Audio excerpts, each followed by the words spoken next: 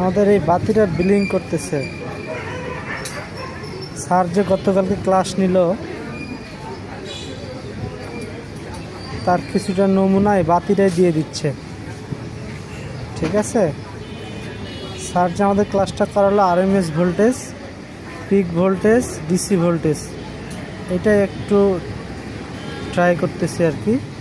এই যে দেখেন আমাদের লাইনে 220 ভোল্টেজ আছে, আমার মিটারে কিন্তু আরএমএস লেখাটা উঠছে। এই যে আরএমএস ভোল্টেজ 219।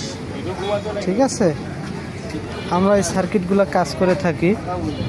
এই সার্কিটগুলো এটা হচ্ছে ইন্ডাকশনের। এই যে কয়েল দেখতে পাচ্ছেন, এটা ইন্ডাকশন, এটা ইন্ডাকশন, এটা ইন্ডাকশন।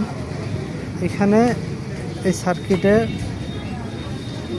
আরএমএস ভোল্টেজ, আপনার পিডিসি ভোল্টেজ, ডিসি ভোল্টেজ, এগুলোরই খেলা, আর কোনো খেলা নাই।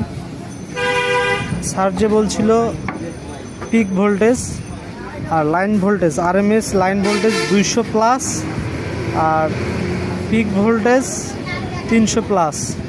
300 প্লাস আমরা এই যে ক্যাপাসিটরগুলো বুস্টিং করে, এই যে এই ক্যাপাসিটর বুস্ট করবে, এই বুস্টে আমরা পিডিসি বা পিক ভোল্টেজ 300 পাবো।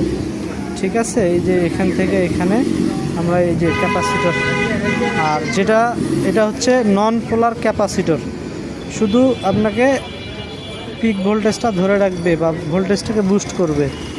আর এগুলো হচ্ছে পোলার ক্যাপাসিটর, এগুলো পোলার ক্যাপাসিটর, এগুলোকে আপনার পিডিসি ভোল্টেজকে পুরা পিওর ডিসি করা হয়েছে।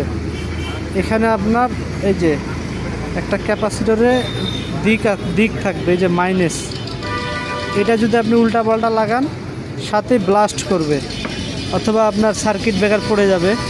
আর এগুলোর কোনো নেগেটিভ পজিটিভ নাই। ঠিক আছে, তা আমাদের এইগুলোতে আপনার পিওর ভোল্টেজ পাবো, পিওর ডিসি ভোল্টেজ পাবো। এখানে আপনার এই সার্কিটে হচ্ছে আপনার এখানে 5 ভোল্ট আসবে